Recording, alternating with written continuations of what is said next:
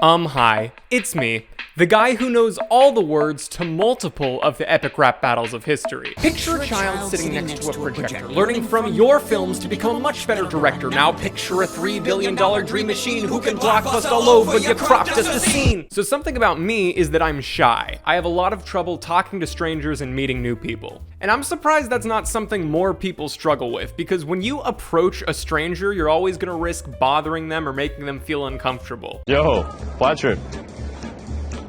I said plaid shirt. Oh, hi. Hey, what's going on? Good. And the way my anxiety-ridden brain works is that if I ever feel like I did do that, like I bothered somebody or made them feel uncomfortable, I'll let it ruin my day and then not talk to a stranger for like months after that because the experience was so traumatizing. I'll give you an example. One time I was on the campus of my university and I saw a cute girl wearing a Spider-Man shirt. The universe could not have gifted me a more golden opportunity. I love Spider-Man, so that was an instant conversation starter. What happened when I did approach her though? Hey, sorry to bother you, but I really like your shirt. Oh, thank you. Yeah, are you excited for the new movie coming out in December? Oh yeah, definitely. Same. Well, nice to meet you. Nice to meet you, I guess. Didn't ask for her number or her Instagram, didn't even get her name. And she didn't even seem bothered or uncomfortable, which is the thing I worry about most when approaching strangers. If I asked, she might have given it to me. So why didn't I? I guess I never want to assume that somebody is attracted to me or single or interested in dating in general. If only there was some way to ensure that every new person you talk to is not only single and seeking a partner, but also at least not entirely disgusted by you. Sounds like you should try dating apps. What? Dating apps. They give you everything you just asked for. All you need to do is pay for the premium version if you want even a chance at matching with a couple people, and then try to convey all your positive attributes to people with a very limited profile. And then swipe on a bunch of profiles that are trying to do the same thing. Base your entire self-worth on how many matches you get. Then, if you start feeling insecure about how rare it is that your conversations on here lead to actual dates, just forget that these are actual human beings you're swiping on and start thinking of it as a game. You already kind of were in a way, weren't you? Well, were you trying to make your profile appeal to as many people as possible as opposed to making one that best represents you? Why? Theoretically, wouldn't the ideal partner be more likely to swipe on the profile that represents you, rather than the more generic one that you thought would get you the most matches? So you admit you were using it more as a tool for validation than for actually trying to find someone. So this video is going to be about my experiences using dating apps. I feel like using them has caused me so much strife and annoyance over the years that at least I could channel it into a video concept and that would somehow make it worth it all. But disclaimer, this is based on my experience, which is a very limited experience because I'm what the kids call a straight guy. It will eventually get to straight white men are not allowed to talk. It will be, you're not allowed to go outside. Which I think may come as a shock to this guy who commented on my video about a homophobic Christian movie. Tell that to Jesus on Judgment Day. Why you're wrong and he's right. Hold on, I know the Bible says that being gay is a sin, but where does it say that defending the gay community is also a sin? That's pretty harsh. But yeah, because a video that chronicles the dating app experience for people of all sexualities and gender identities would require a lot of research and interviews, and as we've established, I'm bad at approaching people. My name is Kyle Lemel. Today I'm here with... Sorry, what? That's not what this video will be. But because I can't provide that, I encourage you watching this to make your own video recounting your experiences on dating apps if you've had any. Especially if you have a different sexuality or gender identity than me. Or race, I'm sure that has a huge effect on the experience, unfortunately. But yeah, sorry to create yet another piece of content from the straight white guy perspective. I just didn't think that there was enough of it out there. So because I am a straight man, that means that I am only swiping on women's profiles, most of whom are straight women who are in return only swiping on the profiles of men, meaning they're likely to never see the profiles of other women. I'm explaining this because I think it contributes to the phenomenon of seeing countless profiles that all say the same exact thing. But first, just let me say, I'm sure that the profiles of men are equally repetitive, which is another reason I'd love to see a video like this one from people who are swiping on different profiles than me. So most of these apps have profile prompts that you fill in, and here are just a few of the examples of answers to them that I've heard the most times throughout my experiences on the apps. A random fact I love is sea otters hold hands while they're sleeping to keep themselves from drifting apart.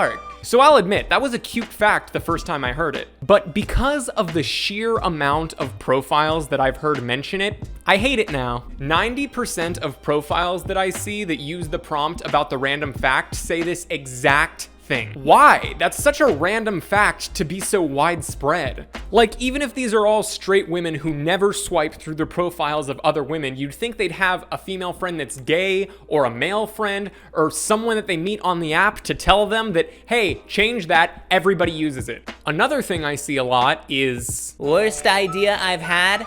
Probably downloading this app.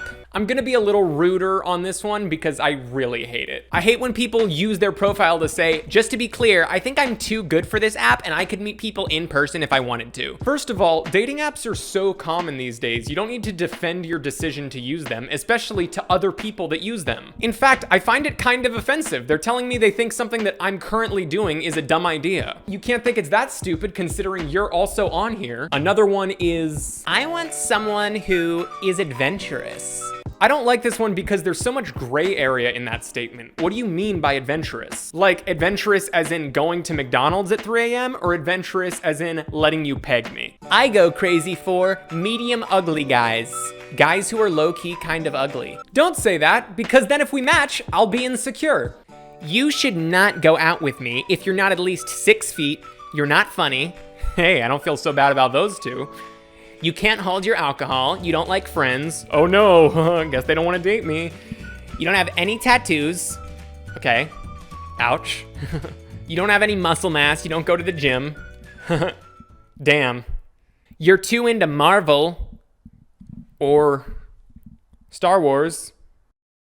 Okay, but those are things I'm passionate about that make me happy, so I didn't know it hurt my romantic prospects enjoying something. You're a lanky, anxious, bespectacled white guy that makes commentary videos? Okay, that one seems weirdly specific to me. Now, granted, sometimes these profiles say they're looking for someone with qualities that I do possess, but seeing people say over and over that they wouldn't date me based on something as shallow as my music taste is different from theirs, that's the sort of thing that starts to hurt your confidence after a while. Especially since I have really weird music taste. Like, you remember I mentioned epic rap battles of history? And the last sentiment I'll mention that I saw over and over and over again on these profiles was, let's debate this topic. Pineapple on pizza. A random fact I love is pineapple on pizza. All I ask is that you don't like pineapple on pizza. Change my mind about pineapple on pizza. Don't hate me if I order pineapple on pizza. I'll fall for you if you like pineapple on pizza. If loving this is wrong, I don't want to be right. Pineapple on pizza. The best way to ask me out is asking if I want to go get pineapple on pizza. You should not go out with me if you like pineapple on pizza. Whether or not I like a certain pizza topping is apparently really important to the entire single female population. Like, they know you can order pizza with pineapple on only half of it, right? Now, let me make clear that in pointing out how identical a lot of these profiles can be, I'm not trying to make a point that women are unfunny or uncreative. I think that the lack of individuality on these profiles can be attributed to the frankly desperate nature of most straight men. Like, what a woman's profile says probably has little to no effect on the number of matches that they get, because straight men are more likely to swipe right based solely on appearance. If I were in that scenario, I'd probably have a generic profile too. But as the one swiping through all these identical profile prompts, I think it just gets frustrating because I feel they don't tell me anything about the person I'm swiping on. Also, it makes it easy to forget that these are actual human beings with distinct personalities behind these profiles. Like, they just start to morph into this abstract mass representing the personalities of all the women that use the app, which I don't think is fair to them or me. Send in the clowns. So in contrast to all those identical profiles, not to toot my own horn, but I like to think I put a decent amount of effort into my profile, and I thought that would be enough to get conversations started with some of the people on these apps. So when I started using these apps, I thought that they would get enough of my personality from my profile, and to start conversations, I could just be friendly, like, hey Veronica, your dog's really cute, how's your week going? But I quickly learned that was not a good strategy to keep conversations going, because these girls have hundreds, if not thousands, of messages identical to those friendly ones that I sent. Hey, what's up? Sally, What's what's going going on? on? Hey, I like Hey, what you're dog. doing. Hey. They probably feel a similar way swiping through all of these identical messages as I do swiping through all the pineapple on pizza profiles. So that basically means if I want any hope of making connections on these apps, making my profile funny and unique isn't enough. I need to make my messages funny and unique too. And I know this is a total first world problem, but I have to be honest. Coming up with something unique and semi-clever to comment on every profile that I'm interested in, it gets exhausting. After a while, I start to feel like a medieval court jester. We'll get along if my dog likes you. Don't worry, your dog will love me because when I meet him, I'll wear an elaborate dog costume, Your Majesty, and he'll think I'm one of his own kind. I go crazy for books. Ah, my liege, if you like reading, then perhaps you'd like my self-published autobiography about how I overcame my fear of frogs. I'll fall for you if you have good music taste. Sorry, Your Majesty, but the only music I listen to are diss tracks that I recorded myself about how much I hate my mom's boyfriend, Arnold. And you know what was really sad? After putting in all that effort curating unique messages that responded to something specific on each girl's profile, it didn't increase my matches much from when my comments were just me being friendly. I got a couple more, but not many. So what did I do? Well, I'm not proud of this, but there is one message that I found that could be altered slightly from person to person to make it seem like I uniquely came up with it for their profile. But really, I had it copied to my clipboard so I could paste it on every profile I was interested in and change the specifics so it seemed like it was personally curated for that person. And then I would move on and do the exact same thing to the next profile I was interested in. And I agree, that's a little fucked up. But you know what's also fucked up is that was the one tactic that kind of worked. That tactic by far got me the most matches and conversations, so I couldn't help but keep doing it. Did I feel like a monster? A little bit, but I also felt like a monster before when I wasn't getting any matches because I felt like everybody was repulsed by me. Also, I felt less guilty when I saw an episode of the show Master of None where the main character Dev admitted to doing the exact same thing. All right. I send it to everyone, but everything else is custom charming stuff just for you. Which doesn't make any sense now that I say it out loud. Like, oh, somebody in a show did it, so it's okay if I do it. As if there aren't multiple shows about literal serial killers.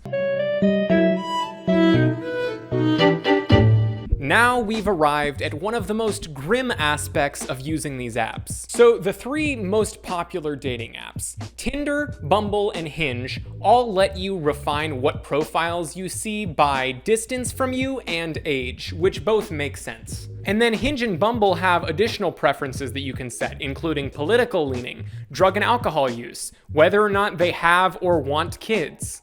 And then additionally, there are, let's say, more shallow ones that you can set, including religion, height, astrological sign, ethnicity. Basically, all these preferences allow you to create what you imagine your perfect romantic partner to be, like you're playing the fucking Sims. And then the app will only show you people that fit that criteria no matter how specific it may be. We are literally living in an episode of Black Mirror. I don't know. I just personally don't feel great about the fact that it's so easy for so many potential matches to decide they don't want to talk to me or even see me based on something as shallow as the fact that I'm a Sagittarius. Watch, people are gonna comment, I knew it! I knew you were a Sagittarius! You had such Sag vibes! Now, I complain about all these shallow preferences that you can set, but at the same time, have I ever used them?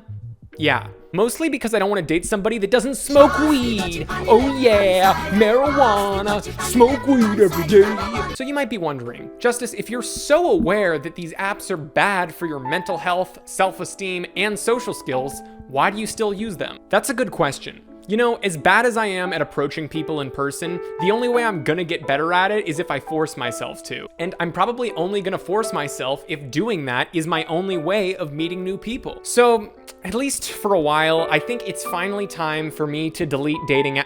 Oh, I got a new match. Chloe. She's cute. Okay, she's in law school.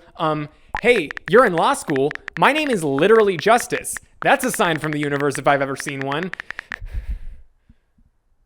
I hate myself, dude.